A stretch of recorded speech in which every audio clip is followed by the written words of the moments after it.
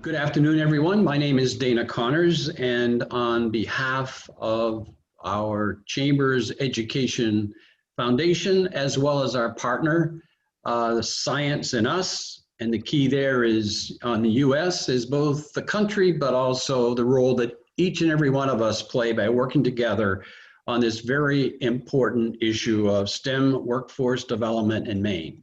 We are fortunate in Maine that we are the beginning of this campaign, and ours is a three-part series that looks at this very vital issue before us.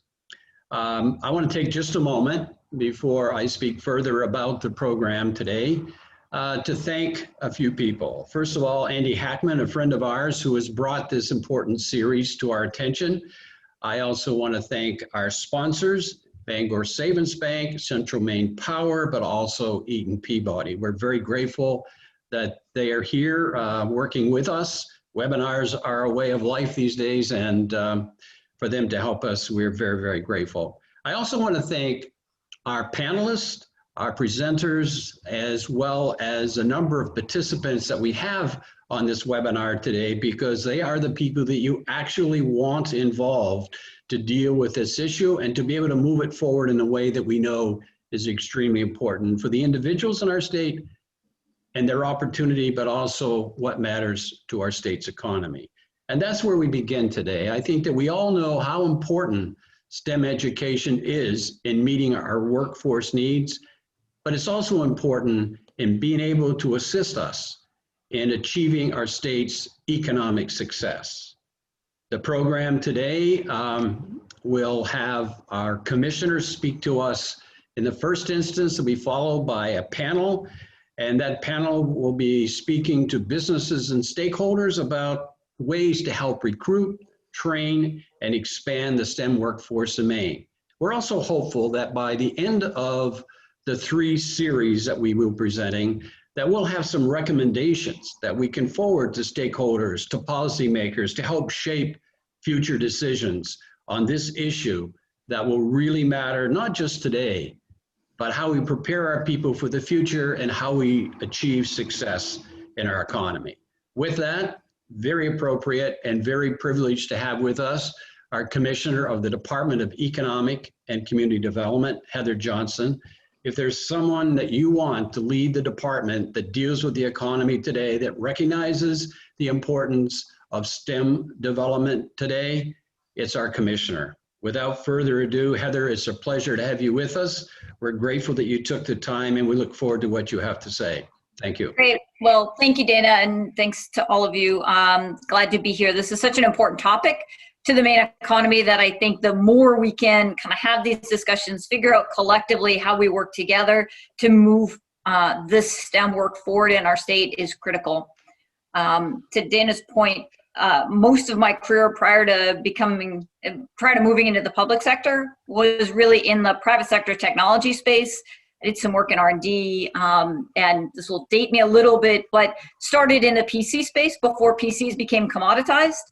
And so that was really when kind of STEM was the Wild West, right? There was a lot of what did you need to do? What did a really R&D mean? What problems were you trying to solve, and how did you solve them? And that was just one piece, but I guess I have a natural interest in this space. I think there's a lot of opportunity in this space for Maine for a variety of reasons, and I'll talk through some of those. I think maybe we can talk about them in an open Q&A session, and then my guess is the panel will talk about some of those as well. But I would say there is no reason Maine shouldn't be very, very competitive in the STEM world, right? STEM takes human capital, it takes investment in talent, and it really takes focus.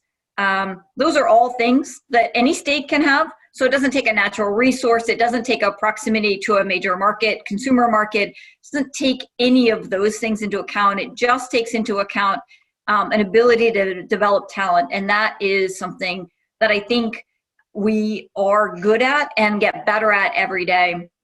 One of the things I think you'll see in the panel later as well is as we get more integrated and aligned, starting with pre-K all the way up through to kind of post-secondary work, the more of that we can do, the broader our opportunities are, both for the economy and for the workers in our economy, for students in our economy to really take advantage of that. So just a little bit of stage setting. Over the last 5 years, life sciences, just as a part of STEM, has shown stronger job growth in Maine than anywhere else in the US. So we are absolutely seeing our ability to kind of play in this space. And if you think about what that means for the economy and for businesses in the workforce, the average salary of a life sciences job is about $87,000. The average salary of a non-STEM job right now is about $38,000. I mean, that is a significant difference as you think about disposable income and buying power in your economy. So having said that, we have a lot of opportunity, right? We've left a little bit of this on the table so far, and I think there are real ways for us to kind of move forward. As a state, we've been hesitant, I think, to really invest in R&D, and we've been a little slow to be able to attract R&D investment and private equity investment into our state. That's not just about the education and academic sectors, that's kind of across the board. A lot of companies do R&D work in other places and not here. And as we think about how to attract that work here, most of that is about the workforce. Some of that is about creating synergies. As we talked, actually, I see Dave Dagler on this call. He was in this meeting with me, but as we met with a couple of life sciences businesses that we were trying to attract into Maine, they weren't quite as worried about finding the top level PhD scientist as they were about finding lab techs. And so I think as we continue to think about these investments we need to make in a STEM workforce, it's not just about the one PhD scientist job, it's about the full continuum of jobs that support that activity. And so, we can talk more about that, but that's a critical piece, that you have the stable base to kind of pull that continuum. Going back to January, which may feel like a lifetime ago at this point, we released the 10-year economic plan, and talent and innovation were the two kind of front pillars of the strategic plan. And I would say that continues to be true. As we work our way through this pandemic, it just becomes more clear that the more effective we can be in supporting the talent that we have and developing talent into pathways that create diverse economies, the better. And as we think about innovation, in the strategic plan, we talked a lot about innovation on heritage industries. So how do we really find some of these sweet spots that these are things we've been good at for a really long time? We have generational business families in some of these spaces. How do we take that and create innovation there? What does that need to look like? And how do we do it in a way that supports some of the STEM workforce so that as they enter some of these traditional sectors, they're entering it in a way that allows for diversification? As an example, if you think about just forest products, the spread now in forest products is going into medical products, advanced building materials, bioplastics. It's not just about making paper anymore. And so as we think about that and how we leverage that experience, because that experience is something other people don't have. And what we're seeing are people that are coming out of those heritage industries have so much knowledge that innovation becomes very natural. So if you think about aquaculture as an example in fisheries, now we're growing kelp. Well, kelp is an off-season to lobster fishermen in a lot of ways. So it helps stabilize and balance the traditional sector and creates innovation around how could you potentially use new products to meet the growing global demand for protein. So when you start to see kind of the convergence of these pieces together, that's where we see real opportunity. So there are a number of those. Having said that, there's certainly a lot of growth in a couple of other sectors that we don't have a lot of history in, but that we are well positioned to move into, like life sciences, obviously, without IDEX and Abbott and Jax, right? Even if you think about just in the last 6 months, the impact that those three companies have had on the US and our ability to react to COVID, I guess I feel really proud at what they were able to do so quickly. And that's just the start of where they can be. So as we think about that, obviously these are high paying, high caliber, good quality jobs. That means there's a lot of competition. Even at 9% unemployment, we are already hearing from businesses that need these types of workers, that need more workers and can't find them. So for I think every job filled, there are 6 unfilled right now in this kind of space over the course of the last couple of years. And the projection forward looks a lot like that. I think the projection, there's like an 8% growth versus a 3% growth in non-STEM jobs. So these will continue to be very competitive roles. And so as we start to think about that as a state, how do we create a supporting infrastructure that allows businesses to go out and use that as a platform to attract people in? So we're doing a little bit of research on what is it that attracts people that have these skills? Because even if we help develop skills in young Mainers, they may decide to go someplace else for a while or forever. We have to kind of keep in mind, right? How do we find opportunities that keep Maine kids here if they want to stay here? How do we attract students and adults from other places that can do this work, right? What is it that matters to people in this space that, right? Because money is always going to be something, but what else, I think, is the question. And how do we compete not just on salaries, but what are the other pieces? And that might be a place where Maine has a real advantage. If you think about the shift that this market has taken in the last 7 or 8 months and all of our ability to meet like this and work remotely, it really gives you the opportunity to do what I think all of us have talked about for a long time, which is live where you want to and work doing what you want to. This quick move to telework may open those doors differently. If you think about the real estate market here, the real estate market is up right now in Maine, in part because people are seeing it as a safe destination, and out-of-state buying is up pretty significantly right now. It's a point in time. It's certainly not a trend yet. We'll see what that means. But one of the biggest challenges has always been recruiting people into some of our more rural destinations. And now there's a little bit of momentum there. So we're seeing that as a real option. But as we talk to people in this space, these folks are mission driven. They want to have a reason. They want to be solving problems. They want to be thinking about what global climate change looks like, global climate solutions look like. They want to be thinking about renewable energy and how do you support long-term renewable growth. They want to be thinking about solutions to biomedical needs, things like that. They're very driven around what outcomes they can create. They're focused on opportunities. Where are they going to get the resources and the support and the collaboration they need to do the work that they need to do? What kind of lifestyle, their lifestyles. And that's where there's a real range of interest. If you ask them what lifestyle they're actually interested in, there's a real range, as you would expect with all of us, there is.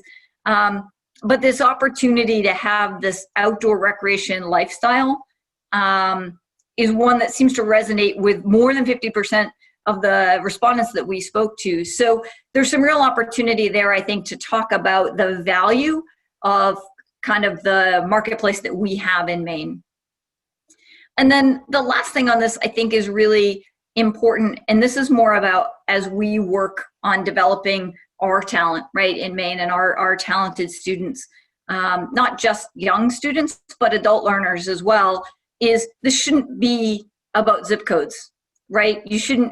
Certain kids shouldn't have access, or certain adult learners shouldn't have access. This is something that we need to open up, right, and really create equity around and figure out how do we make sure that students and adult learners are getting access to the information they need and have the tools they need. And there are a number of ways we can do that, and we can talk about that.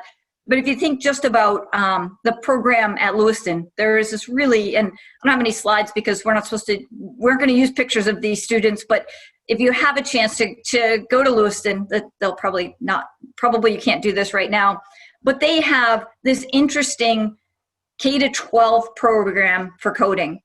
And so you go to the school and you can see students hands-on really learning about how, all of these pieces. Now, will they use those pieces? Will it be exactly that?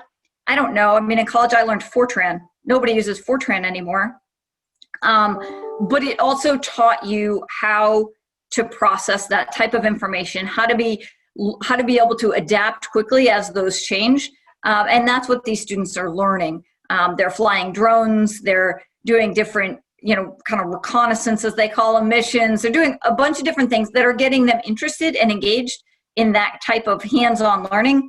And that's critical. They may decide that that's not what they want to do long-term, but it keeps them connected and engaged. It also gives them confidence in technology as they work their way through even just public K-12. Now, there are a certain amount of technology requirements that you need to be able to meet. And certainly as you move into the actual marketplace, that is only going to get more acute. So we have a number of resources in Maine, I think, that help us stand out. Certainly other states have some of these as well. And we are looking at how do we create others. But the Harold Alfond Foundation, as an example, and I'm guessing you're going to talk a little bit about that later, but the Harold Alfond Foundation just announced a significant investment in scholarships for STEM work. That's a great piece. We've got a couple of other projects that are also looking at STEM scholarships. They're considerably smaller than the Alfond Foundation piece was, but they're also very targeted at rural communities. So how do you engage some of these rural students in STEM work so that potentially they can stay in rural communities if that's what they choose to do? The Opportunity Maine tax credit is very complicated, without question, very complicated, which makes it difficult for businesses to use in a marketing effort. At the same point, it's a really good tool. So we need to think about how we maybe look at that tool going forward. Are there adjustments we can make to make it more valuable to both the employee and to the employer as they are out marketing Maine as a destination for these STEM jobs? And then obviously I think we'll talk, again, the group will talk about this a little bit more, but this K-12, this K to adult learner opportunity that we have, Maine is unique in our ability to get that whole group around a table and try to figure out where the opportunities sit and really have a collaboration there that can move the state forward and move students' opportunities forward. A lot of states don't have that, and so that's one that I think, my guess is you'll talk a little bit more about as you move through this discussion. But I think is really critical to how do we get young students through to the system and create a continuum of workforce that meets the business community's needs. So with that, Andre, I think maybe we can move to some discussion.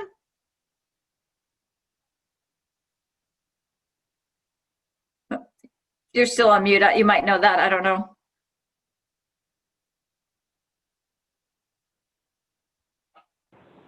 Can you hear me now? There you are. Yes, there you are. Great. Great. All right. Thank you, Commissioner Johnson, for that great overview and all the essential work going on at the Maine Department of Economic and Community Development. Just as a brief introduction, my name is Andre Porter, and I'm the Policy Director for Sciences Us. If, Commissioner, you have a couple minutes, we do have a few questions for you. I want to highlight that if anybody in the audience has a question for the Commissioner that they would like her to answer, please submit it via the chat button, and we will get to as many as we can within our time frame.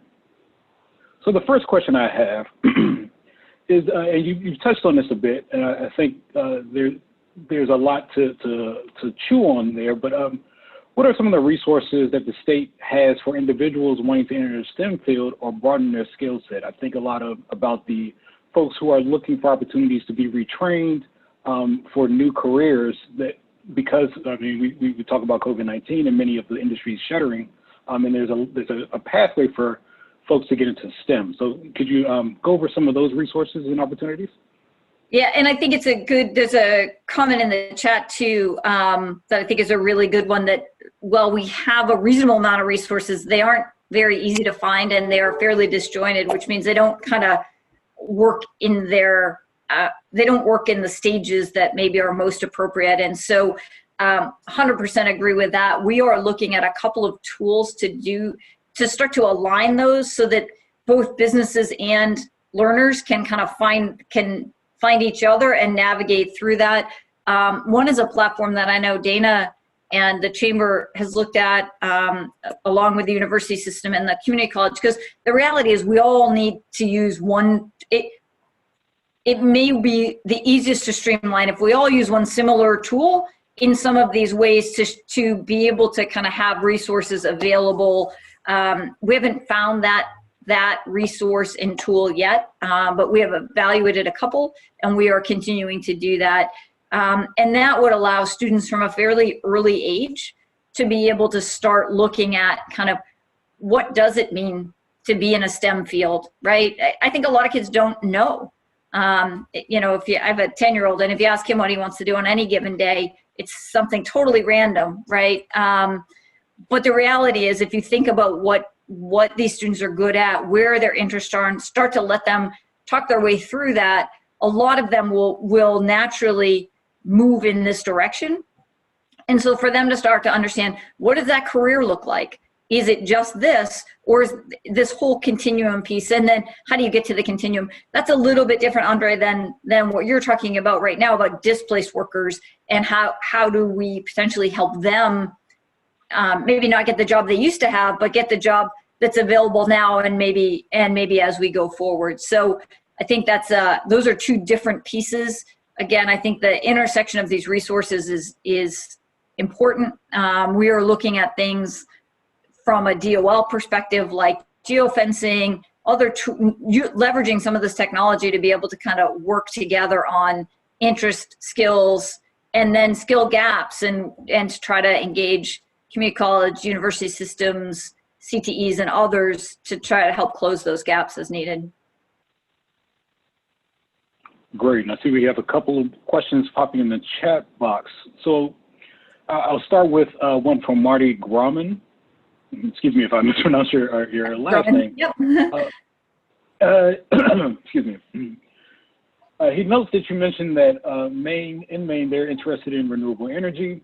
Mm-hmm. And he's curious about how is that manifesting? Do you see people moving here in investing in solar, or is there other way around where our increased pace of solar development is bringing people here, or how our increased pace is bringing people to Maine?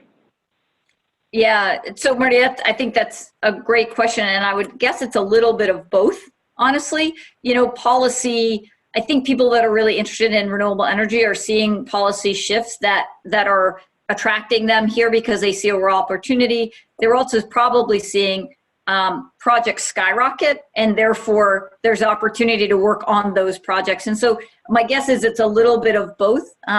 We are seeing also students be really interested in that. We think there are different and unique opportunities as you set a climate path and have a climate vision. You tend to attract people that are interested in achieving those goals. If you set out goals, you tend to attract those folks because they understand what our path is and where that engagement is.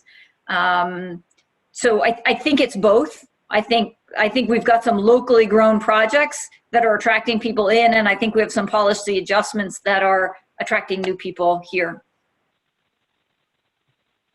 Great. So the next question we have is from Eric Venturini from the Maine wild blueberry industry.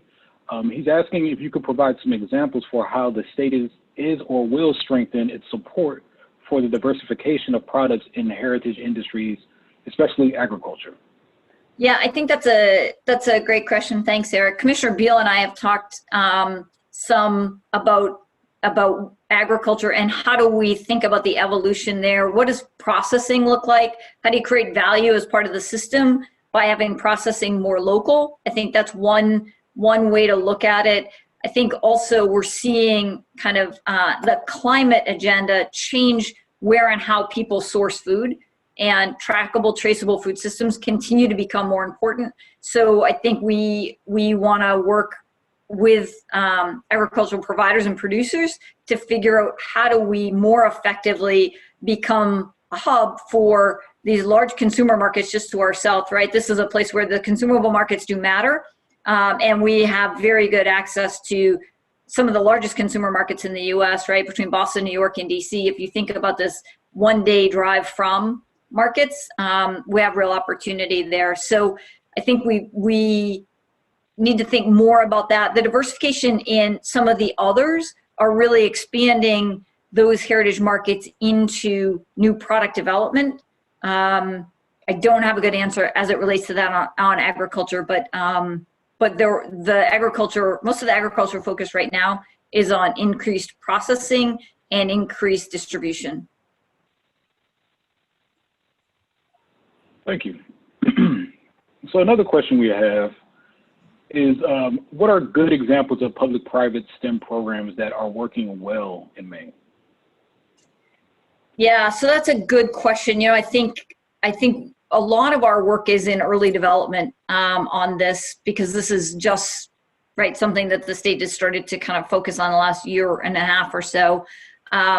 We are seeing the work that, and I think President Freeman is going to be on the panel next, so I'll let her talk about her programs, but you'll see some of it there. We're seeing, again, this ability to take the public sector and adjust curriculum for the private sector needs around, you know, being able to sit down with business owners and understand their needs and adjust very quickly a workforce continuum with them. And that's something that again, I think is unique to Maine. The other programs around that the public-private collaboration, certainly this Lewiston coding program is a great one. It's been funded from the private sector. It's a private donation. It's being executed at a public school. You know, you're really seeing that there. I would say the Alfond work around economic development that they've just announced is another piece of that. The Rue Institute and their investment in Portland and their investment in kind of the STEM fields. Those are all very new and have significant contributions to what our STEM workforce will look like long term. Great, and we have a question. I think two people asked very similar questions, so I'll couple them together. We have one from Mark Lee and Saeed Eastman. The question that they have is, what kind of programs are in place, and you've kind of talked about this, to attract venture investments to the state, but also how can businesses partner with the department to attract more business to Maine that could help retain and attract the STEM talent that is being produced in the state? Yeah, so I think our ability to attract investment to the state relies on our ability to do a handful of things, right? It requires us to be able, obviously, to talk with investors and new businesses about workforce and their needs. It certainly looks at the broader ecosystem and how do they know not only do they have today's workforce, but that they'll have tomorrow's workforce. That's a significant piece there. And I think that is one that we are really starting to develop forward. So that's one piece. You know, one piece, certainly, it always comes down to programs that, you know, financial programs that the state can offer, financial programs that others can offer at localities. This combination, one of the things we've tried to shift to is this combination of kind of capital investment required and operating investment required. Because while some other states have bigger incentive programs, and a lot of times our capital and operating costs are considerably lower. And so over the 10-year window of those incentive programs, we can show that it's actually a more effective option for them to come here. And so that's something really trying to shift that discussion to look at kind of what are their needs and how do we help meet those needs versus just what's the biggest state program that you can create. It will be difficult for Maine to compete in that way. Right, if you just put state programs on the table, we won't compete, or we won't be very competitive most of the time. But if we look at all of the other support pieces and how we can solve some of the challenges these businesses have, and how we can support them over the life of their business, then we can start to be much more competitive. Great, thanks. We have another question. Has Maine considered external-facing recruitment programs outside of the state boundaries? We have a couple of small options there. We haven't done significant work. We do that mostly with partners. We partner with people like Maine and Company and Focus Maine and some others to do that work. And we do a little bit of it, and for Maine, other groups like that. We do a little bit of ourselves, but most of it is done through partners because they are experts at that, and we don't have that level of expertise. Thank you for that. So I think we ran through our questions. I want to pause for a little bit and see if we have any additional questions to come in for the commissioner while we have her. So we'll give that a minute or two.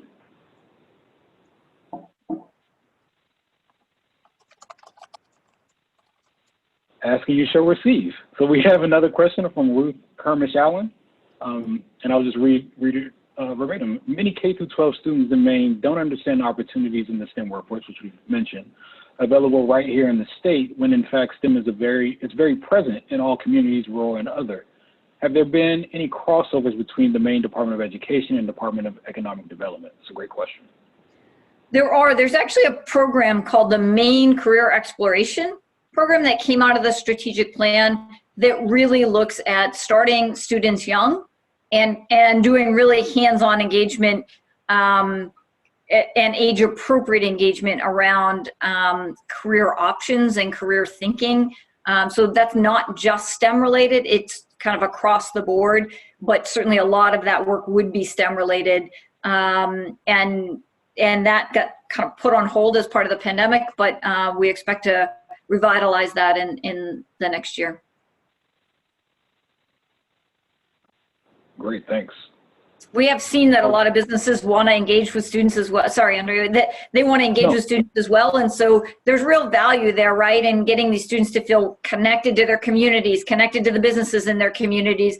And even if that business isn't in their community, if it's in a neighboring community or in Maine somewhere, or even in the other parts of the world, but they can see it and engage from here, we think that creates, again, these stronger communities because you're building these connections that are important, and it helps students start to build these networks, right? If you don't have families that sit on this call, it's really hard sometimes to create these networks. If you're a young student in Maine, we can help with that by creating these artificial and intentional networks for students, and try to take some of that equity and help move that forward.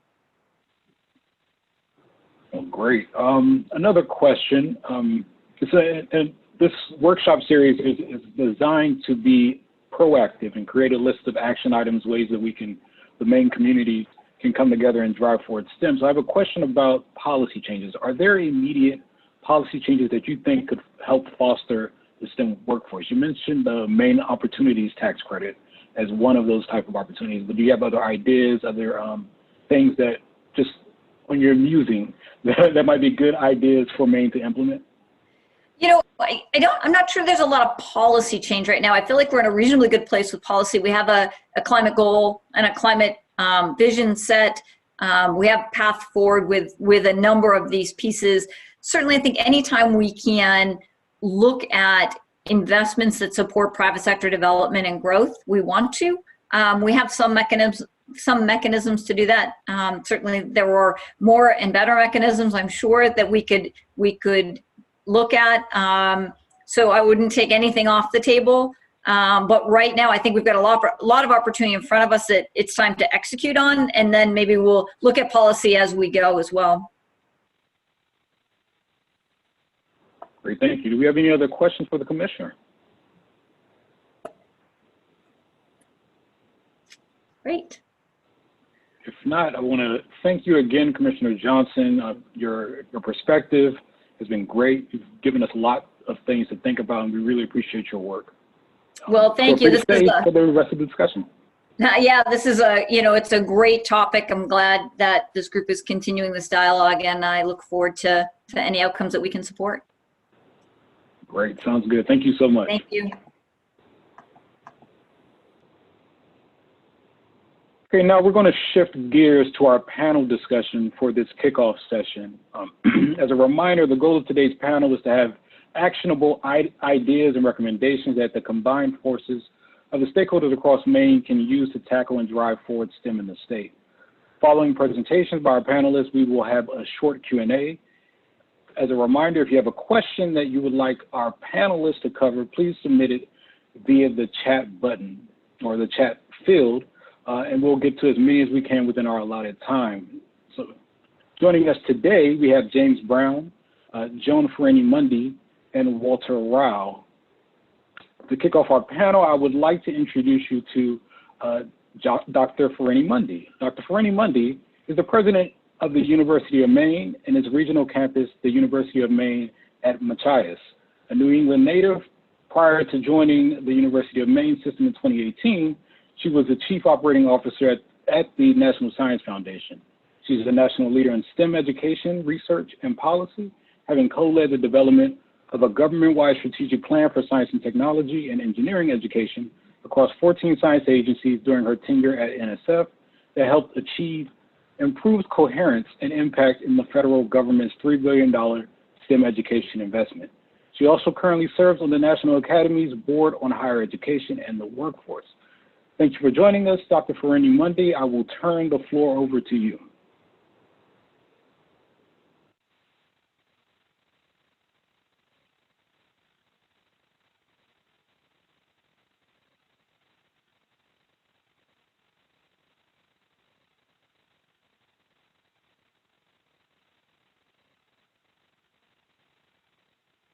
I believe you're muted. Can you hear me now? Yes. Yes, okay, I'm sorry.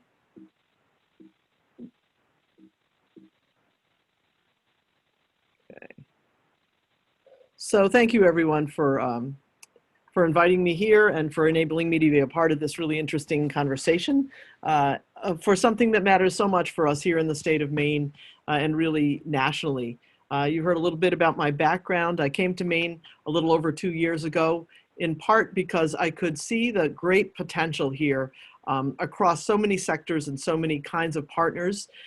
You've heard from Commissioner Johnson, it's possible to get people together in one room easily here, and the climate for advancing STEM in the state to make a difference for the state as well as to make a contribution nationally is great.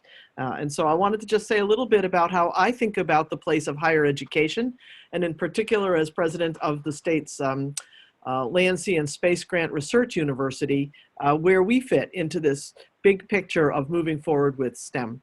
And so I think that it's really a kind of an integrated system. And I wanted to speak about how the development of talent, in my view, which happens in part within universities, but as we've heard, it happens in the pre-K-12 arena, and it happens in the workplace as well.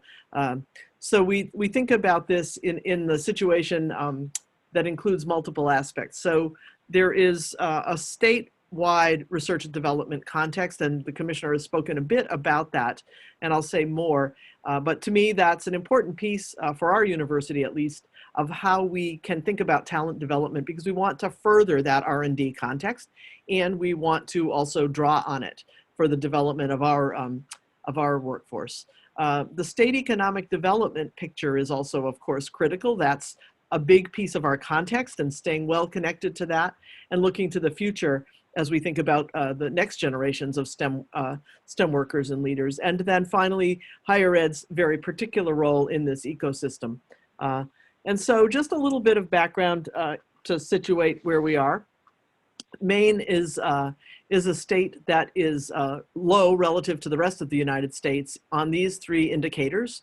In particular, the number of high-end science, engineering, and technology employment establishments.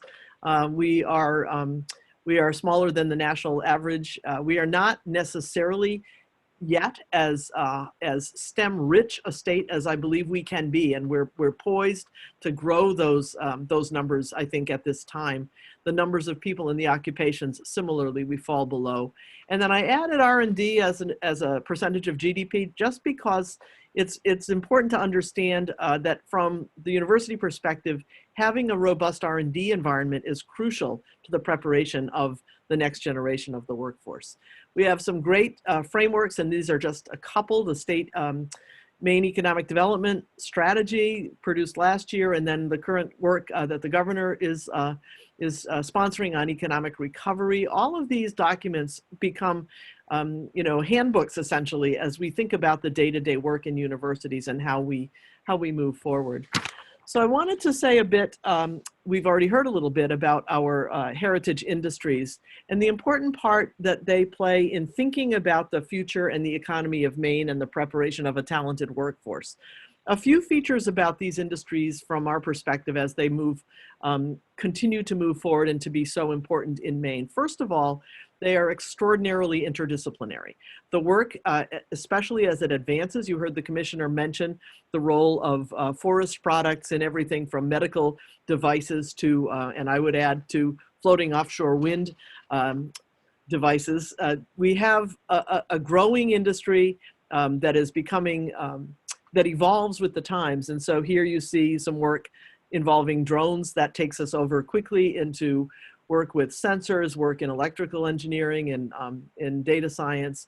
Similarly, in the fisheries industries, here you see a sensor, an observing buoy developed by a UMaine grad to help in the aquaculture industry and in fisheries generally. And then, of course, our very strong tradition in Maine in agriculture and farming. And there you see built and designed warming chambers that can help monitor blueberry crops.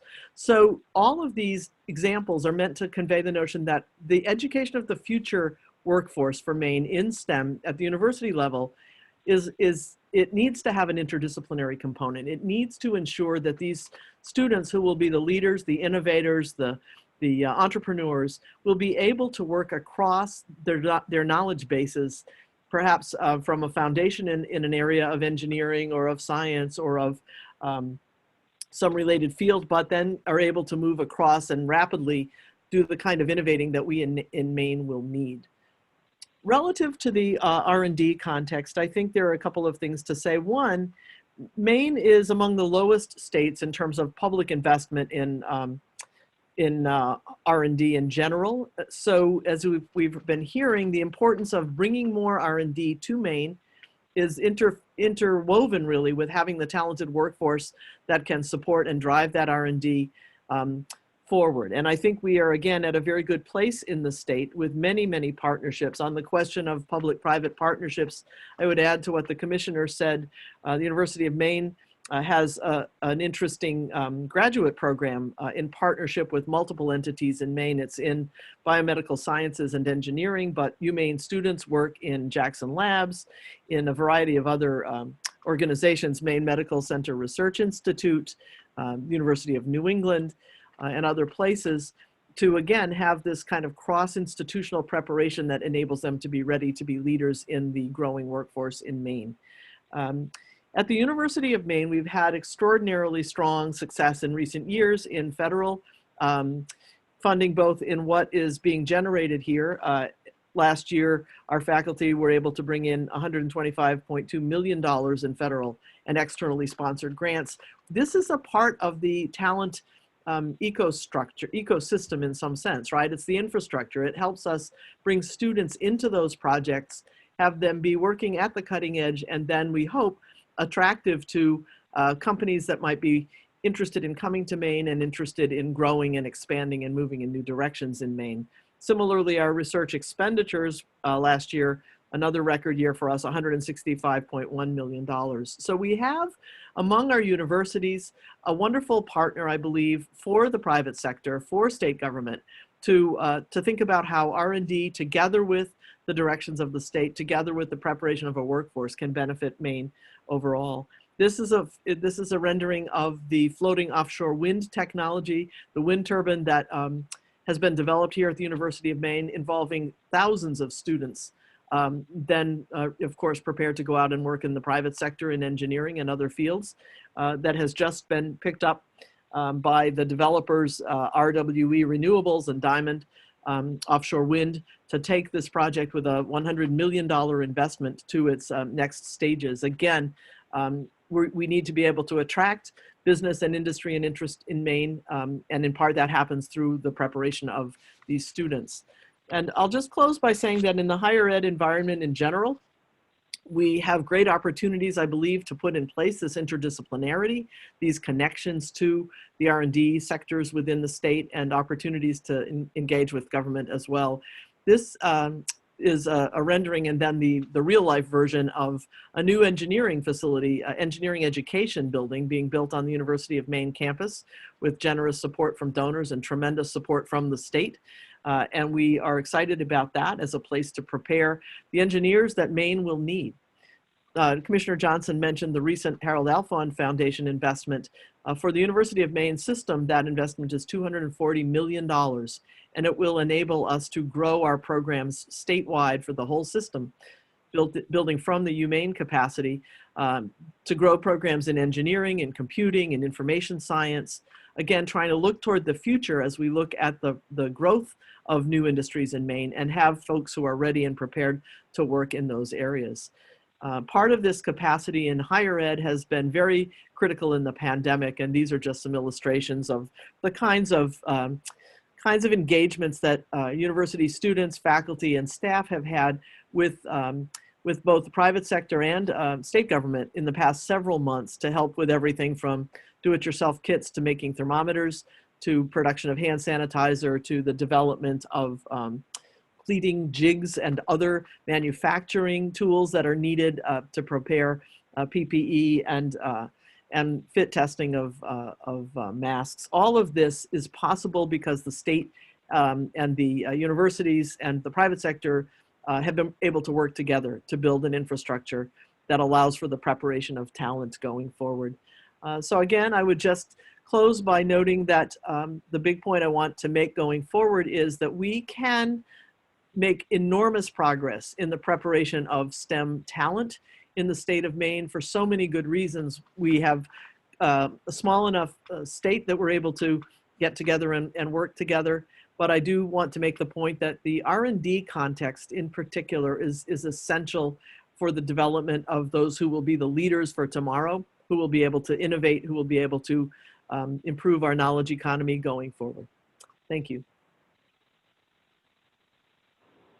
Thank you, Dr. Farini-Mundy. That was a great presentation, and there's a lot of good work going on at the University of Maine. Now, I want to introduce our next speaker. We have James Brown. Mr. Brown is the Executive Director for the STEM Education Coalition, an alliance of more than 800 business, education, and professional organizations from all across the country that is devoted to elevating science, technology, engineering, and mathematics education. James, you now have the floor. Thank you, Andre, and thanks to AAAS for inviting me to join in this session, and also President Farini-Mundy. Joan, it's a pleasure to be on with you.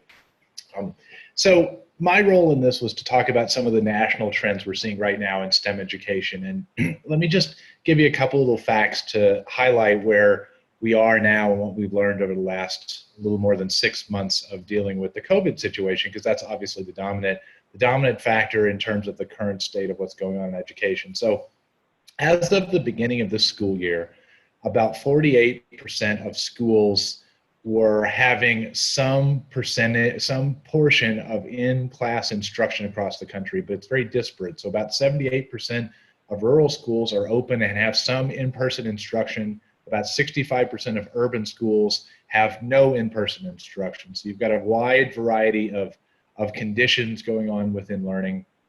And from the beginning of the pandemic, we've done a series of surveys of both K-12 educators and those in higher education, and some interesting results. So just a couple of things to share. The first and the loudest concern that we've heard from educators across the board is still what we might term the digital divide. And that is consistent. It is an across the board, whether grade level or urban or rural, that seems to be still the #1 overriding concern that educators in the STEM fields are still voicing. It's lack of access to broadband, lack of devices for students, and lack of resources to conduct adequate online learning. That's the #1 concern we've gotten. And it's across all the STEM disciplines as well. So you hear roughly the same level of concern from math educators as you do from other forms of STEM education, and similar to reading and other educators. So STEM fields are seeing the same kinds of impacts as other fields. However, one of the clearest indicators we've gotten is that, and this is somewhat obvious, but it's important, is that hands-on learning has obviously taken a huge hit in terms of instructional time and modality and access to events outside of schools that so your project lead the way teams are not meeting at the same level of time. The access to informal science education and after-school environments is down. And some of the urban school districts that we've served, more than 90% of the educators say they're spending less time on science and subjects that are not math or reading. So in many ways, what we've seen in the last 6 months in terms of learning trends in the STEM fields echoes to a larger degree some of the trends we experienced in the early 2000s with the introduction of the No Child Left Behind Act and the narrow focus of the accountability system on math and reading. So we're still evolving as we go through the data and look at how schools are dealing with this. Some of the indicators, for example, parent satisfaction is up across the board since the beginning of the school year. I think there was sort of widespread anticipation that things would be more difficult than they are in a lot of school districts, so that's good.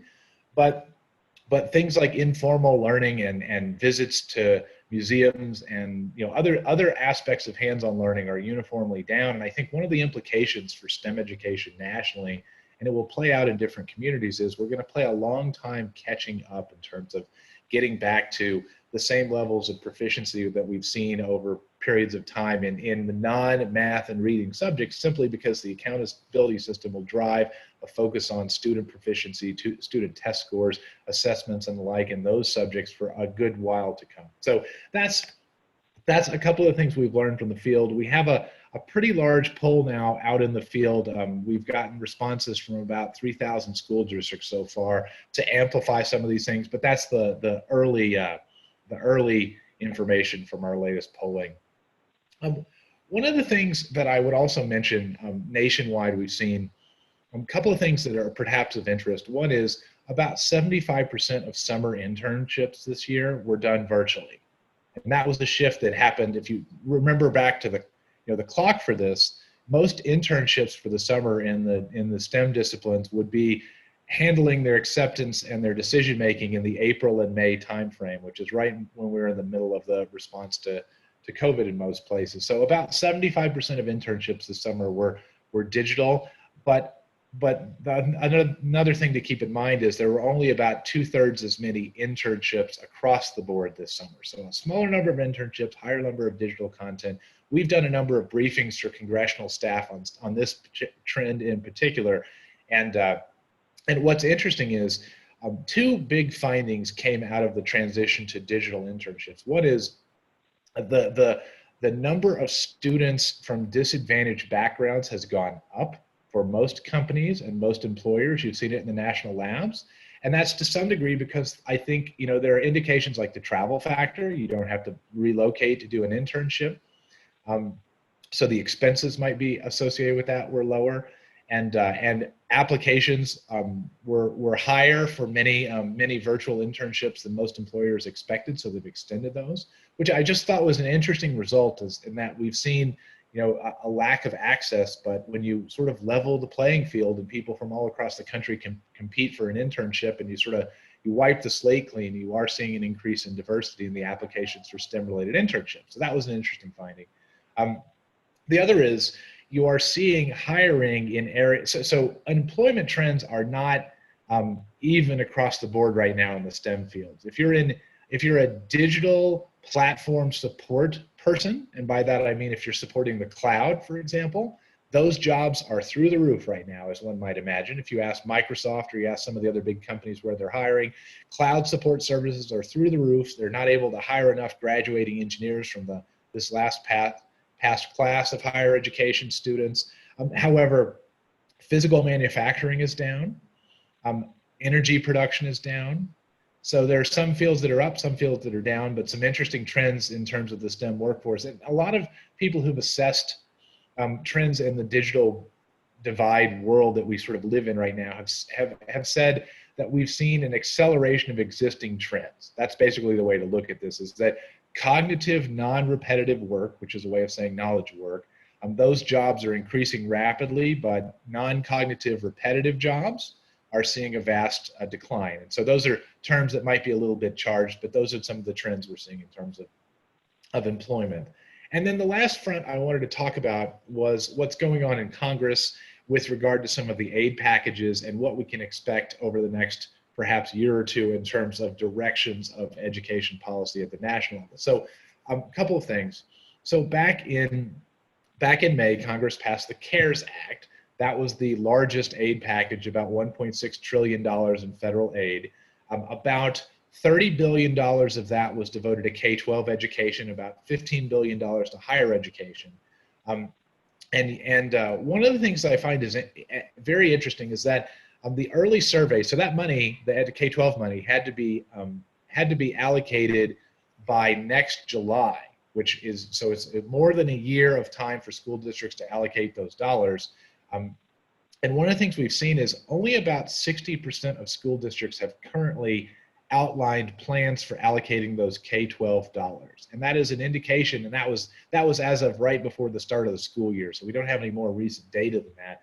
But a lot of school districts will tell you we didn't understand whether we could, what our needs would be going into the fall school year with regard to in-person instruction or online. So they've really held back on a number of those decisions. And so, we're an advocacy organization, and we have really tried to get that information out to our state and local affiliate members and state coalitions, because a lot of state departments of education and local school districts are still trying to decide what to do with that influx of dollars. And so that is an opportunity for STEM advocates to speak up and talk about some of the things they see in their local communities and voice the concerns they see if they have them in their own particular learning area. So that was the CARES Act.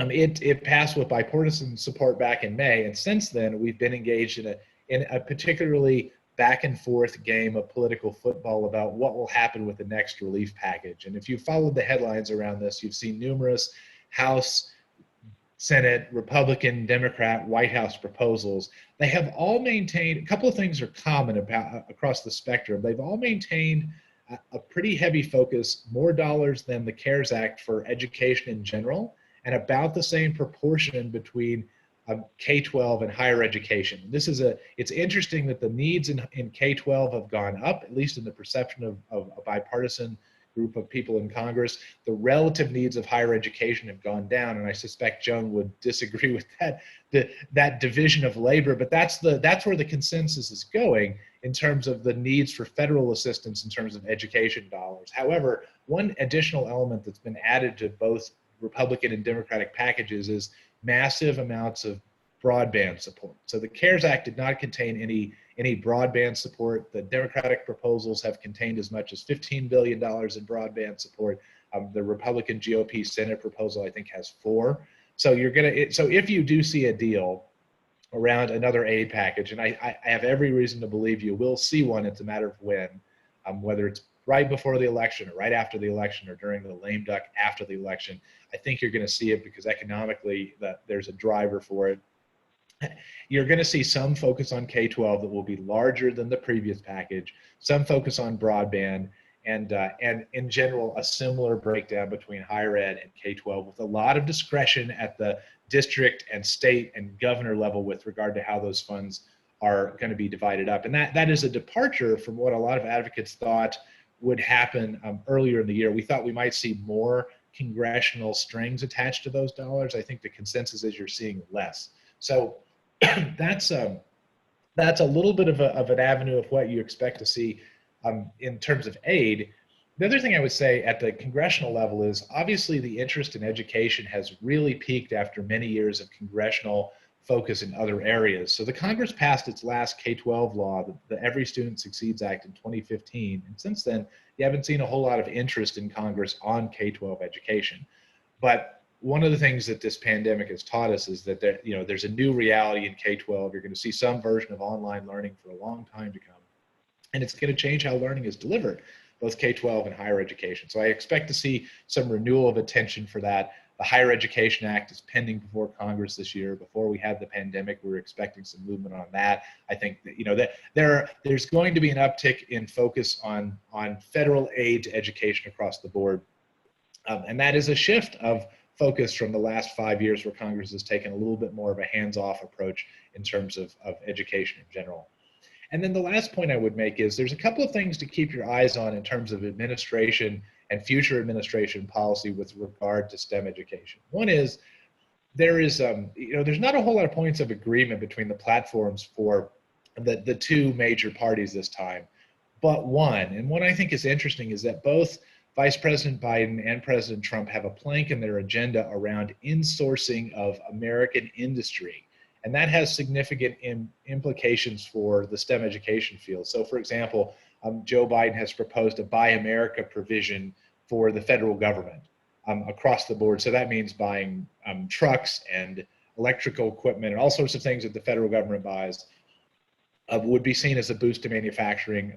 For its part, the Trump administration has proposed adding federal dollars to state and local incentives for economic development. So similar kinds of approaches designed to increase manufacturing in the United States, certainly, especially in certain fields, advanced manufacturing and also pharmaceuticals, but really fields that I think are going to be very rich in STEM jobs. And then the last thing I would mention is, if nobody has seen this, there is a request for information from the Office of Science and Technology Policy about the federal STEM education agenda in general and about digital learning and STEM private partnerships.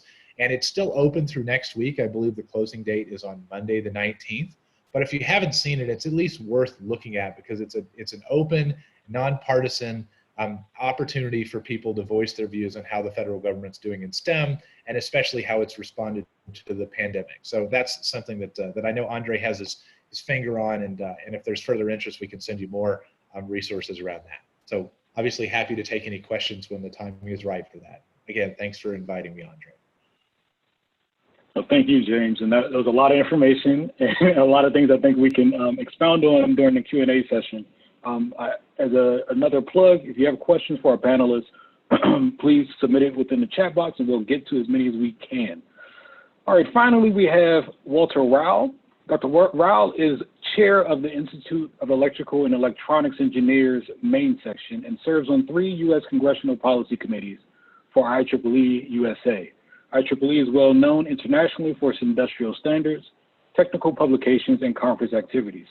With his experience as a defense contractor employee and R&D entrepreneur and his academic affiliations, he's uniquely positioned to observe the opportunities and challenges facing engineering students today in Maine. Dr. Rowell, I'll turn it over to you. Thank you, Andre. Let me just get everything going here and share screen and that one right there and share and say slideshow from the beginning. There we are. Good afternoon, everybody. Many thanks to Andre Porter for inviting me to participate in this forum on behalf of IEEE USA. As Andre indicated, I'm the chair of the IEEE Maine section and serve on 3 congressional policy committees. As the opening slide indicated, my day job is with General Dynamics, but I also have my own business in the artificial intelligence arena, and I have academic appointments at both USM and University of Maine in Orono. So my presentation today is going to be a little more tactical because I think I've been involved in the actual engineering work in the state and have taken advantage of some of the resources that are available. And through my travels, I've actually seen a number of challenges that I think are fairly easily addressed. And I think that it would be words to consider a little further along. So the first thing I wanted to do is to talk a little bit about IEEE. So for those who haven't heard of the Institute of Electrical and Electronic Engineers, and just to give you an idea, if you're using a laptop with a wireless connection today, that connection 802.3 is actually IEEE standard 802.3. IEEE has a number of standards that affect every portion of our life today. And I think that without the IEEE, there would be a not nearly as much opportunity to do things as we do. So as my first slide indicates, the IEEE at a glance, the IEEE is a global organization with approximately 500,000 members in more than 160 countries. We're organized by both geographic region and by technical societies, 334 sections, and I'm the chair of the Maine section, which is part of Region 1 in the IEEE USA group. We have technical chapters, 2,116 technical chapters that unite local members. These chapters represent 39 technical societies. We have IEEE technical societies ranging from power and energy to computers to biomedical applications to antennas propagations, communications, etc. In addition, we have 486 affinity groups, and I have them all listed there. IEEE, at least in the electrical engineering field, is considered to be the premier place to publish research. We have more than 4 million documents on the IEEE Digital Explorer Library, 1,300 active standards, and more than 500 standards under development. We publish about 200 transactions journals and magazines, sponsor thousands of conferences, partner with many non-conferences, and we have many conference attendees. We publish about 1,500 conference proceedings by IEEE Explore a year. So when I was asked to comment about the opportunities and challenges around engineering education in Maine, and of course my particular experience is more towards electrical engineering than mechanical, but I have some experience in all. The first thing I wanted to talk about was resources. So my observation, even with my independent research, is that there are resources everywhere. Some pricey, some inexpensive, and some for free. Across the spectrum of learners, from high school to beginning university to the adult learner, there are a host of resources available for people to take advantage of. Now, as James has indicated, in some instances, there could be an issue around the digital divide. But in many locations, there is reasonably good access to these resources. And to give you an idea, so the AIAA is an excellent resource. There are some MOOCs available. Coursera, for example, has a number of excellent courses, many free online, given by some very famous and preeminent faculty. In the area of programming, of course, TensorFlow for doing artificial intelligence, OpenAI. Around mathematical modeling, SciAm has a number of famous resources available. They run an educational group around mathematical modeling for other such things. Amazon Web Services has free online resources for people that wish to do their own programming and modeling. Of course, IEEE Explore has a vast library of research materials available. For those who haven't seen it, MIT runs a fantastic collection of open courseware topics, everything from biology to physics to computer science to algorithm development. It's absolutely fabulous. I'm particularly keen on watching Lex Friedman, who's a researcher at MIT in the self-driving car arena. And he has had some famous people online in his lectures. Stephen Wolfram from Wolfram Research, for example, and Ray Kurzweil of Singularity University. All of these people have presented lectures free for the public to engage in. So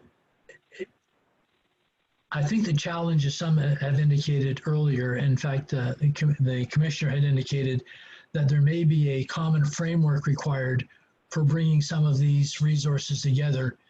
And that would be something to serve as a topic of discussion a little later on. But it is fairly obvious that there are plenty of resources available to help people learn about various STEM topics. However, from my observation, there is a fundamental problem. And the fundamental problem, the challenge, is that students across the spectrum of learners lack a solid foundation to pursue, in particular, engineering studies and probably in more general STEM studies. I have worked with students, I have participated in first year calculus classes, I have sat observing remedial math classes at community colleges. I see the struggles that many local students have with learning the fundamental topics around math and science. And once they are immersed into a more rigorous course of study, it becomes very disillusioning to them. I know a number of students who, for example, will do a first-year engineering program at one of the community colleges. They will then transfer to USM or UMaine or UNE for a science program, and they will find it absolutely insurmountable to learn some of the basic concepts around calculus, differential equations, linear algebra, numerical methods, probabilities, and statistics. And without this fundamental foundation, it's a recipe for disaster. And it's a recipe for disaster for a couple of reasons. First of all, I believe that the community in general is doing a disservice to these students, irrespective of their age or where they are in life. Secondly, and we see this especially with graduate programs, we see a large percentage of graduate students coming into the States from other countries. And people may ask why. My hypothesis is that students from some of these other countries are getting a more solid grounding in the foundations to pursue this work than our own students are, and this is a disservice. The third disservice is that many faculty in the state are so consumed with teaching the fundamentals and teaching remedial subjects, teaching remedial arithmetic, they don't have time to engage sufficiently in their own research.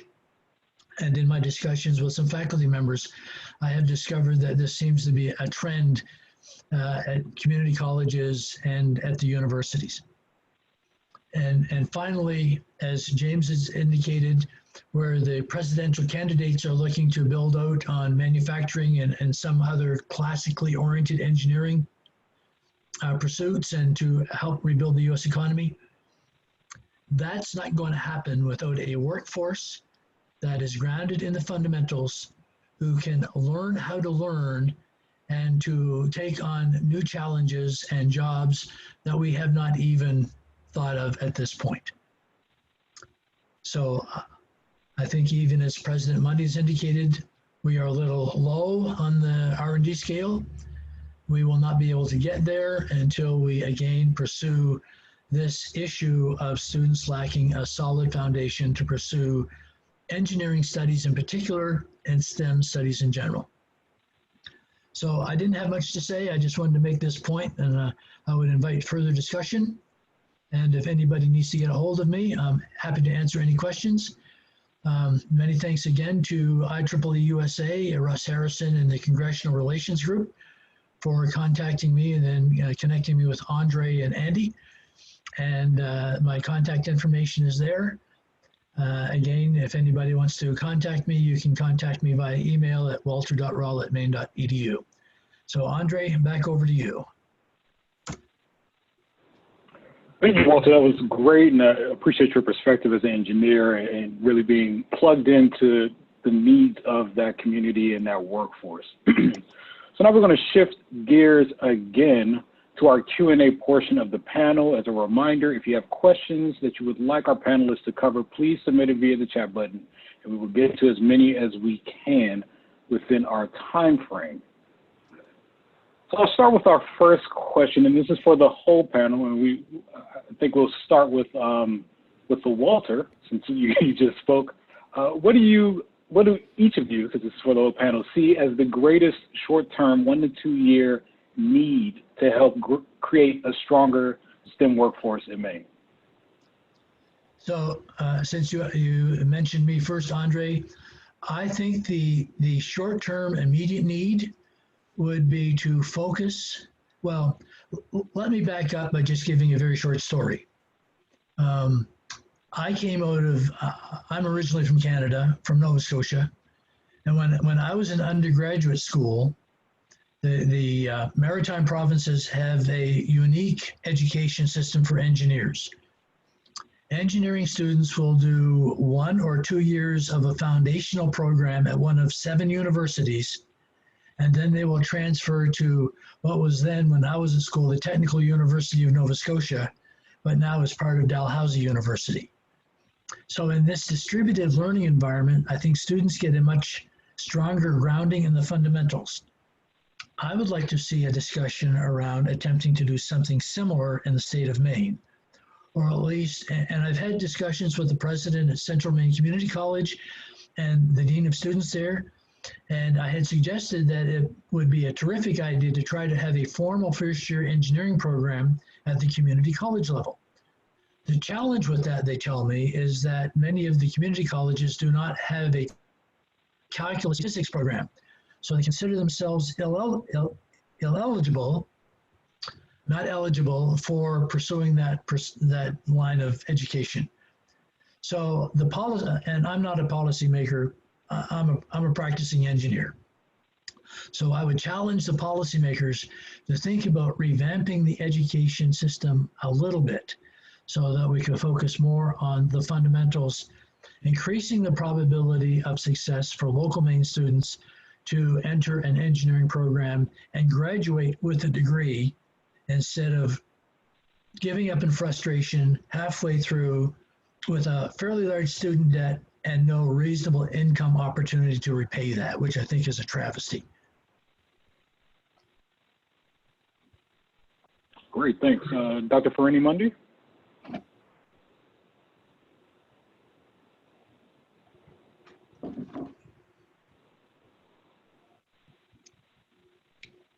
But I think I'll build on what Walter has said. And I think something that we really have that is quite strong right now in its pieces, but not well knit together or coherent really, would be kind of a systemic interconnection that could be strengthened among pre-K-12, the community college system, the public, the University of Maine system, into a very sharply focused sort of career pathway, solid foundational preparation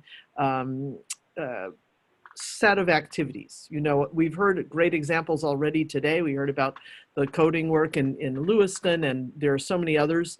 At UMaine and across the UMaine system, we have the early college program, which enables high school students to take university courses for credit while still in high school. And we have the teachers who work with them from across the state, as well as the teacher preparation programs. I do think that there could be a much sharper, coordinated focus on building STEM pathways and pipelines across our systems. Great, thanks. James. So I'll add a little idea here that I think is going to be pretty interesting over the next couple of years. You were asking what's an innovation that we think might be relevant to the STEM workforce. I think the next couple of years are going to look like historically radical economic change. I mean, I think we're going to look at what amounts to a post-war economy in the next couple of years as we see the sort of massive changes in the economy and probably a lot of growth in some areas and not in others.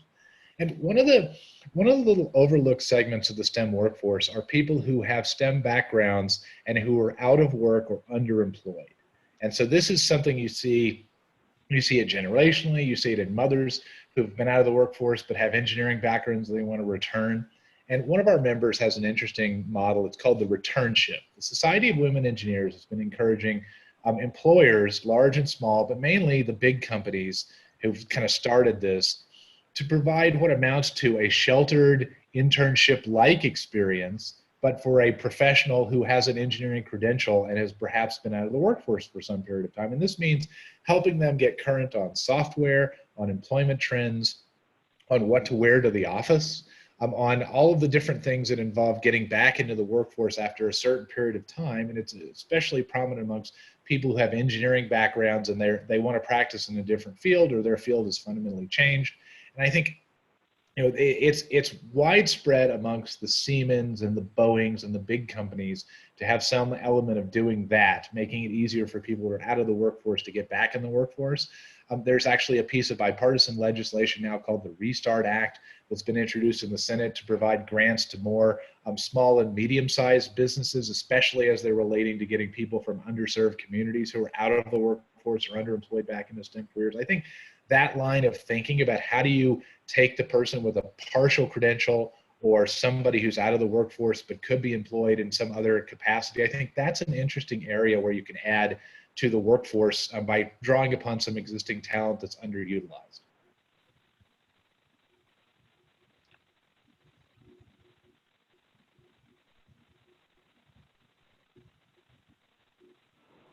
Can you hear me now?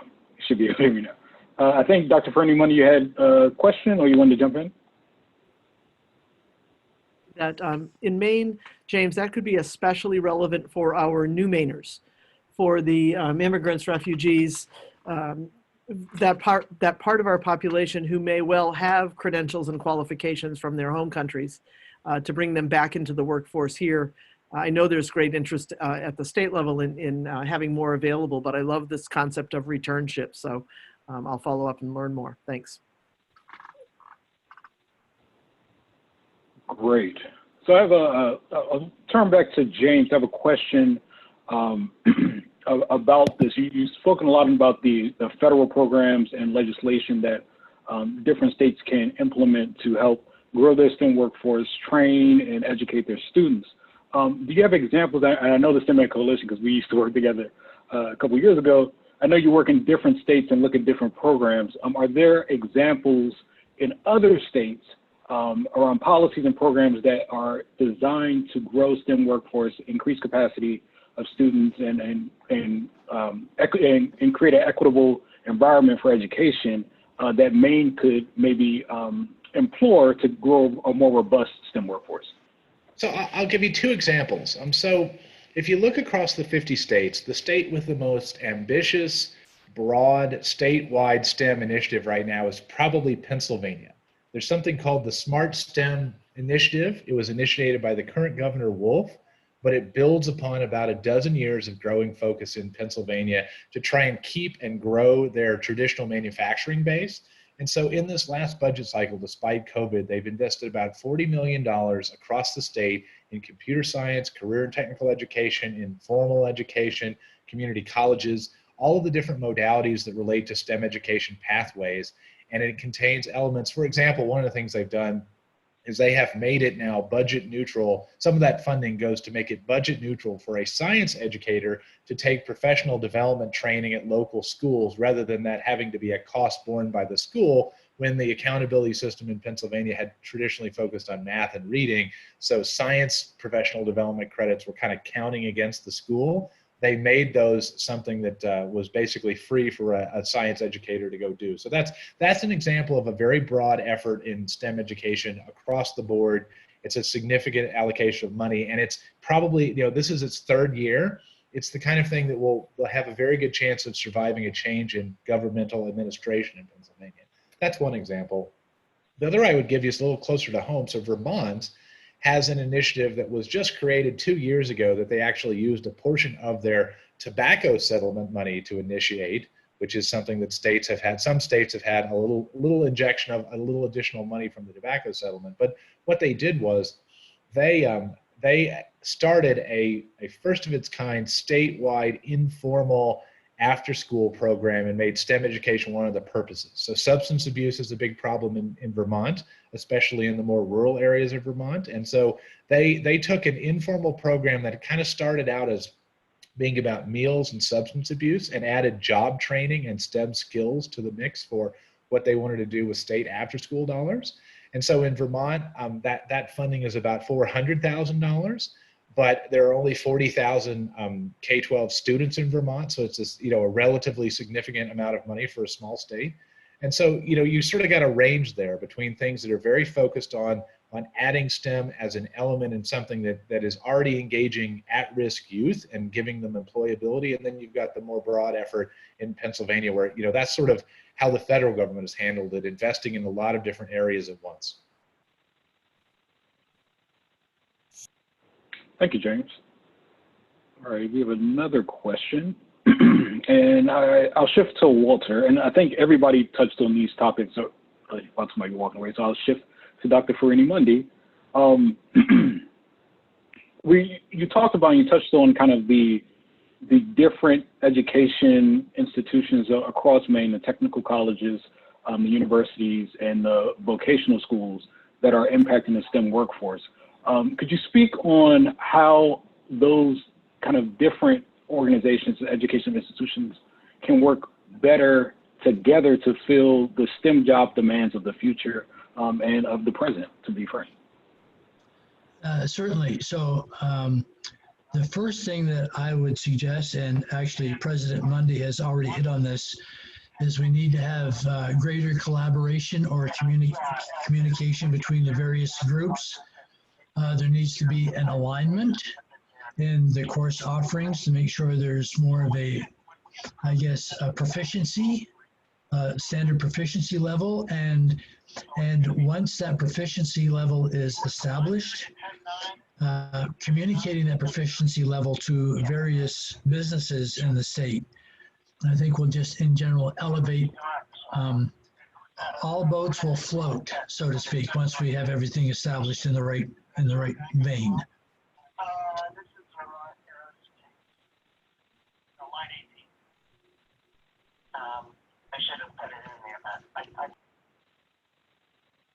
Okay. I agree. I think that the connections between, again, we're a small state in terms of the numbers of people working in these organizations. And so the connections between the Maine Community College system and the University of Maine system, which is very strong, I really think could be a model and can be amplified. Many of the universities in our system have various kinds of MOUs and partnerships with the community college system already in place. I think a part of this involves figuring out kind of the different layers of the STEM workforce that are needed in the state, and making sure that everybody sort of is as excellent as they can be in working on preparation and attraction for the layers that they are most engaged with, and then complementing one another. So I think I'm very optimistic about the community college and the Maine University of Maine system. I think K-12 is so dispersed in the state, and a local control state, that that's where the challenges are especially strong and I think need to be addressed. And one way to do that is through the preparation of teachers, because that does happen in the universities. And so we're able to have very strong teacher prep programs, for example, in some of our institutions.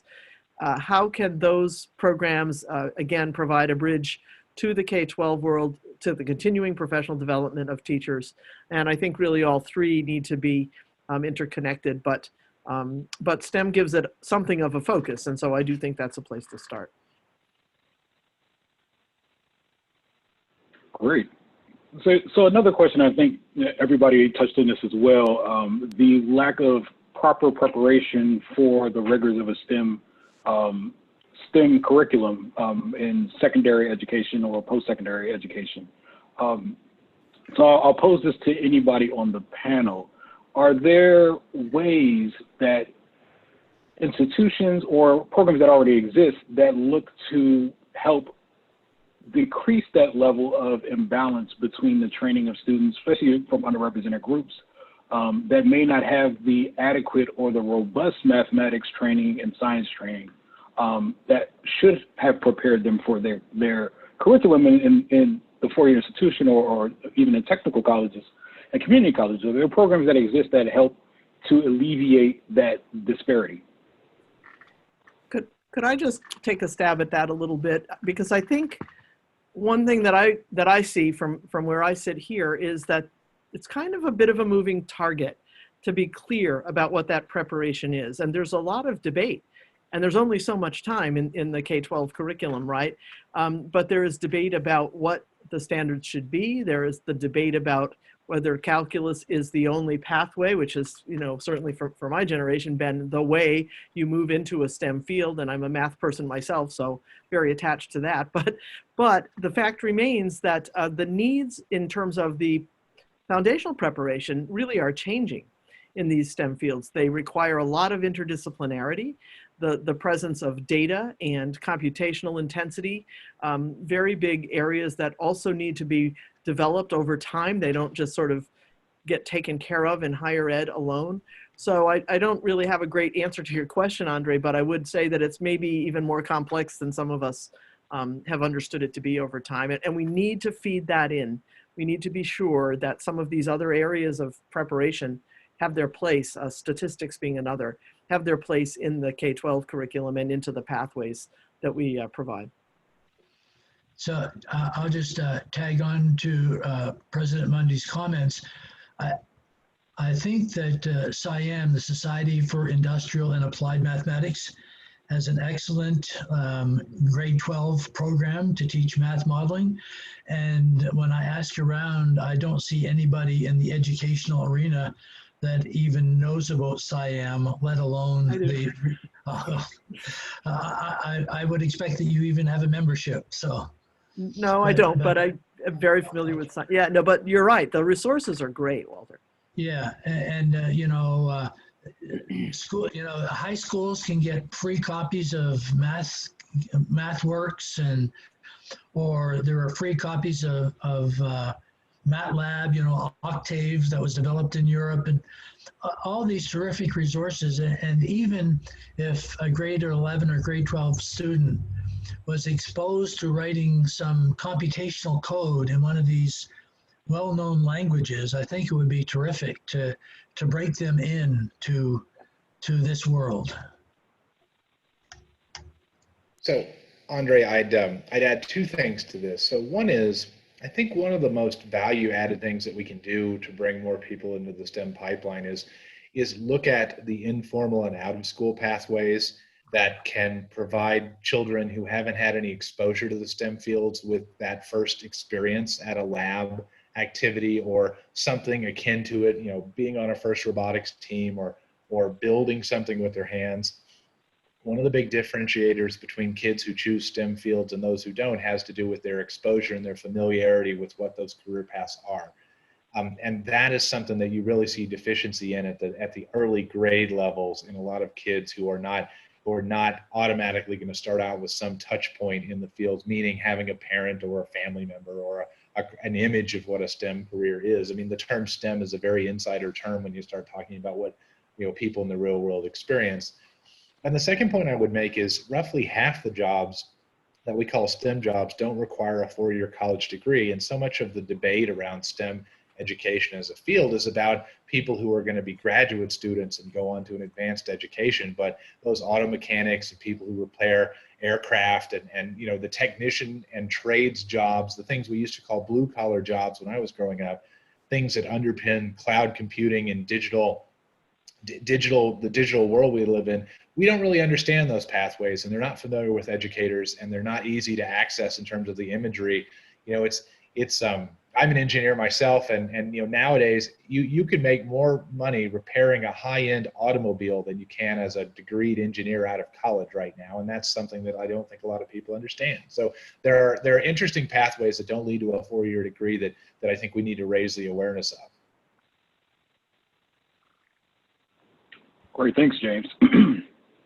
So I'll turn to something that I know Dr. Franny Mundy recognizes. There is this feedback loop with the university system, research that is being conducted, innovation that occurs, and how that impacts the workforce, training, education, and the like. And both you, Dr. Franny Mundy, and the commissioner both talked about the lack of R&D work in Maine. So I guess I'll pose this question to James or Walter to see if they have any recommendations on how to fix that. Maybe an R&D tax credit or something along those lines. So I will respond first and say that there are state resources for research and development The Maine Technology Institute, for example, has a number of seed grants available to help entrepreneurial entities conduct research and development activities. Even at the last general election, there was a bond floated to raise an additional $40 million to support such activities. However, I think that the focus of MTI and possibly some other groups is a little askewed. Because number one, if you take a look at the success rate from events and enterprises sponsored by MTI, it's not that great, and that's just my humble opinion. And secondly, there seems to be, well, historically, there was a lot of focus on agricultural evolution as opposed to agricultural revolution. So there would have been monies spent to provide maybe 10, 15, 20% improvement in blueberry crop yield, for example, instead of actually looking at new technology that might be used to monitor blueberry crops. So again, as I indicated to Andre and Andy back a couple of weeks ago when we had the first conversation, I think a thorough, thoughtful conversation about what makes sense for the state would be important. And that's not only in the research and development arena, that's across the board, right? Between the university sector, the R&D sector. You know, in my own personal activities, I run a small artificial intelligence research and development company, Oxford Analytics, from where my farm in Oxford County. And I have a couple of clients, and now we are pursuing a number of, I think, profound and fascinating artificial intelligence programs that will lead to a significant industrial growth in the state once we get traction in 3 to 5 years. So I think it's important to begin with a conversation about what makes sense for us. You know, Andre, what I'd add to that is, you know, if you look at the other areas in the United States that have become STEM hubs, I'm like the highest density of STEM technical talent in the United States is in Huntsville, Alabama. And people will think about, you know, Silicon Valley or other places in the country that are associated with high tech, but what Huntsville did was invest in the resources that they had already around aerospace. And that's why Boeing and Lockheed Martin and others piggybacked on the investments NASA had made in that facility some time ago. And Maine has assets that are relevant for this. You have the Jackson Lab, you have other assets built around about particular strengths that you have in Maine. You have to recognize those and you have to build around them. That's something I think other states and economic development has certainly driven that, and other states have taken advantage of. And the other thing I would just say is, you know, I hope I'm not overstating it, but I feel like the pandemic experience for a lot of folks has shown the importance of making stuff here.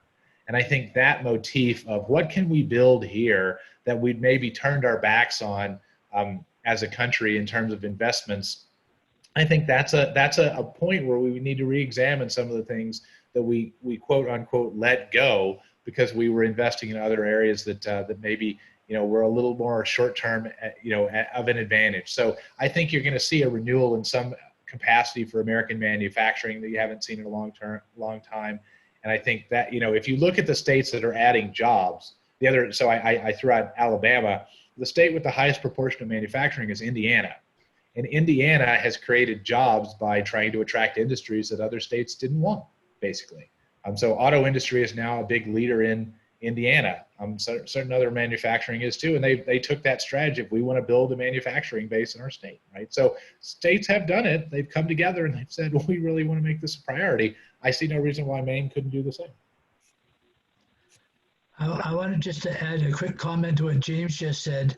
I think an excellent example of a real success story is Boulder, Colorado.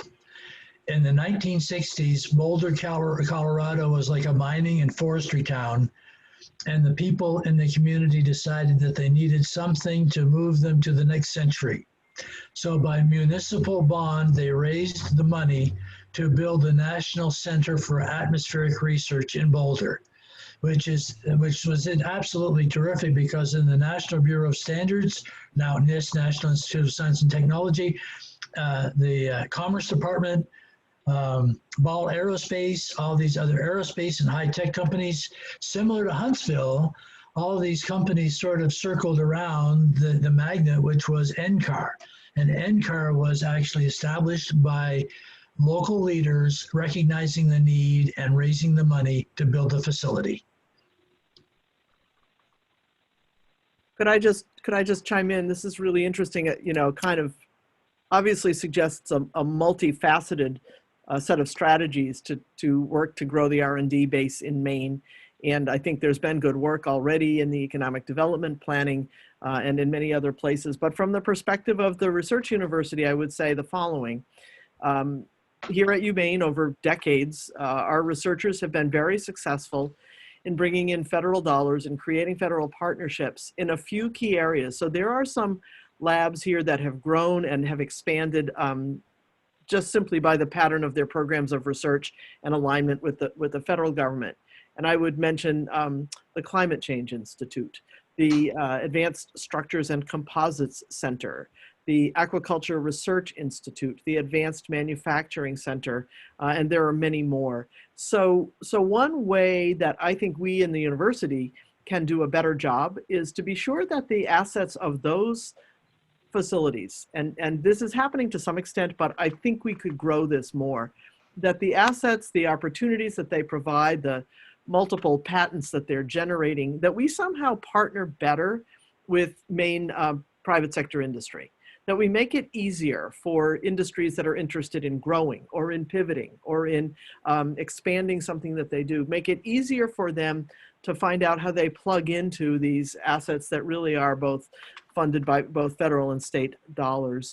And similarly, then make it easy for companies that might be considering Maine as a base to know that there is R&D capacity here in the universities in some key areas, to be sure, but often those labs are quite flexible and can move into new directions as their partners might require. So there is a lot, and we should mention here too that the Maine legislature has been a key supporter of R&D in Maine through the Maine Economic Improvement Fund over the decades, which comes to public higher education institutions and really does enable them to build up an infrastructure that can be serving the state, I think, even more than it does. And we would need to have some structures to make that happen. Yeah, absolutely. That's a very important point. And I would say, President Mundy, that there are many companies in Maine that do not even know about the research opportunities at the university. Right. So. Great, thanks. So we're getting close to the hour, so we're going to take a couple more questions. As a reminder, if you have a question, please submit it in the chat. We do have one from Saeed Eastman. And this is about opportunities for Maine graduates. So he asked, what opportunities are available for the graduates in Maine? Are we planning on being the training ground for Massachusetts and Connecticut and Rhode Island companies where pay is better? He highlights, James, your point about a hot button issue is leaving Maine for money. And this is to anybody on the panel.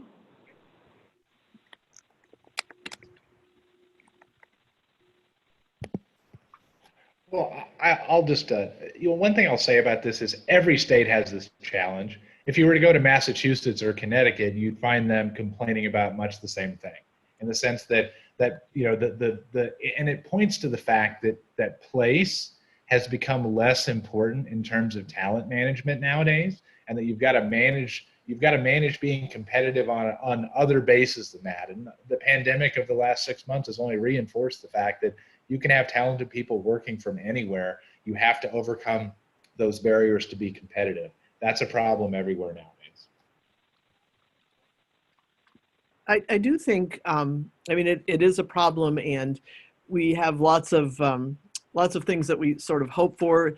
Our young people who are from Maine and have great educations here and then go off to other parts of the country and the world, they sometimes come back, and that's an incredibly important pattern that we need to continue and to further. But I do think something that could help with this is better not customization, but alignment between not just the needs of current employers right now, because we hear a lot about that, but really good prediction of the coming needs of not only the employers here who are growing perhaps, but those that we are trying to attract to Maine through organizations like Focus Maine and Maine and Company and the state and others.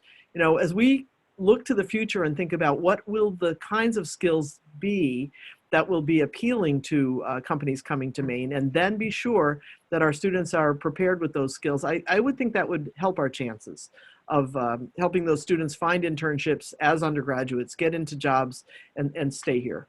But again, lots of different factors to consider. Great. So I have one last question, and it's one of those large, what is the outlook for the for the next decade type of questions, but I figure this is the type of discussion we're trying to have, one that is action oriented. There's some kind of prognostication that should be going on. So the question is, where do you see the future of STEM in Maine and STEM jobs in the next 10 years? And we've done a lot of talking about the skill sets that are needed today. And Dr. Farini-Mundy, you talked about it's kind of a moving target on what is required. So just using kind of broad strokes, what do you see as the skills that kids should be working on today for those jobs that may not even exist, but could be within the Maine economy? So am I supposed to go first? Sure. You know, I think I've pointed to it.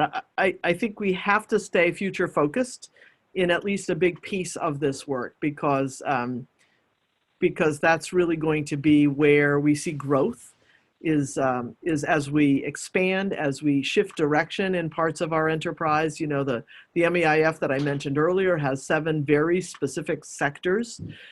Maybe there's a need to rethink some of those as we see the growth in the biomedical fields and in healthcare and the potential for Maine and the need to perhaps sharpen and focus. But I would say that the ability to work across traditional disciplines, to be able to collaborate well in convergent problem-solving settings with experts from other fields and other areas with very diverse backgrounds and experiences, those need to now be built in my opinion, to university preparation in the STEM fields.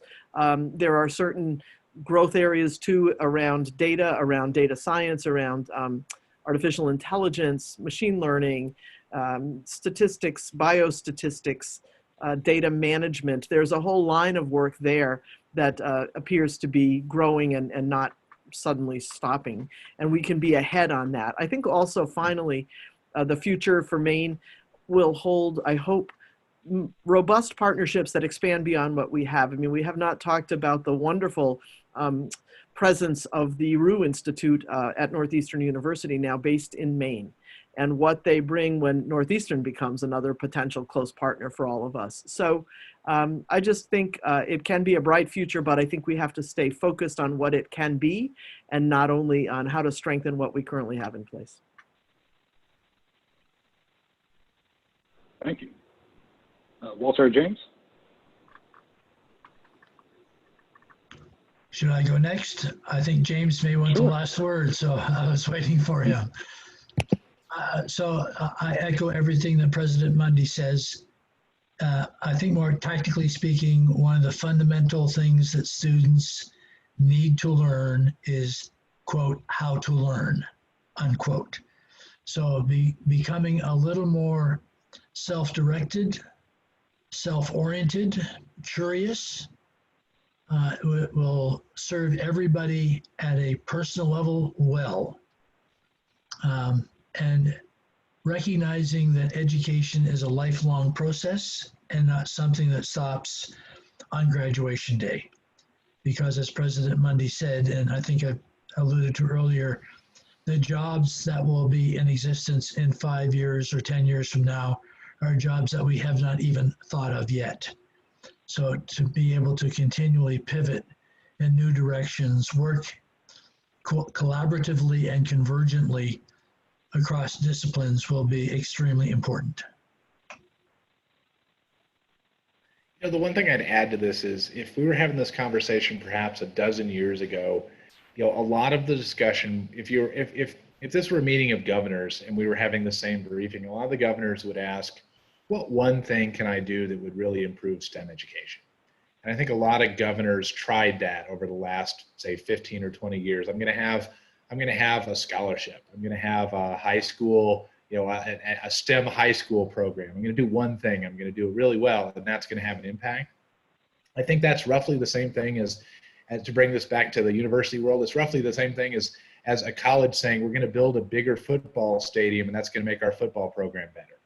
I think there's this recognition that you need a comprehensive strategy. So if you're going to try and build a great sports team, you know, you've got to recruit good people, and you've got to find a way to keep them, and you've got to have good training facilities, and you've got to have, you know, you've got to have marketing. You've got all the elements there. That's no different for the science, technology, engineering, and math fields. You've got to do it all.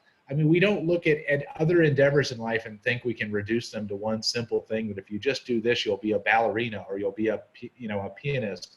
You know, you have to do all the different things to round it out. And so that requires leaders in education, leaders at the state level, to really adopt this as a priority. If they want to grow their state's workforce and bring high-paying jobs in their state, they have to do a lot of different things and really keep their eye on it, in the same way that they have cared for their forests, or cared for their agricultural production, or cared for other aspects that are seen as really important to the life of our local communities. It's really about making this a priority at the highest level and sticking with it. Great, thank you. That's a great point to end on. I really like the analogy around investing in a football stadium and assuming that it's going to translate to a good football team. So that concludes our panel. We are 5 minutes to the hour. I want to shift to see if our partners at the chamber would like to jump in really quickly. Hey, Andre, this is Ben Gilman at the Maine Chamber. I just want to thank everyone for participating. What was a really productive discussion today. We want to thank all the participants, and we really want to thank Sciences Us for partnering with us here in Maine to address this very important issue. So thanks so much, Andre, and thanks for all the participants. And I'll hand it back to you, Andre. Thank you, Ben. It's a pleasure. We're really looking forward to driving this forward. I would like to thank the Commissioner Johnson again, and our panelists, Mr. Brown, Drs. Farini Mundy, and Rao, for this great discussion. I want to also thank the Maine Chamber Education Foundation for partnering with Sciences Us and providing the platform for this important discussion and the future discussions that we have planned. As we mentioned earlier in this talk, this is the first in a series of workshops on Maine STEM workforce. Session 2 will be held on October 28th at 1 p.m. Eastern and cover STEM jobs in non-traditional fields and strategies for recruitment. If you would like to stay up to date with Sciences Us, please visit our website at sciencesus.org and follow us on social media. Thank you all for joining, and we look forward to your participation in our future sessions. Thanks, Andre.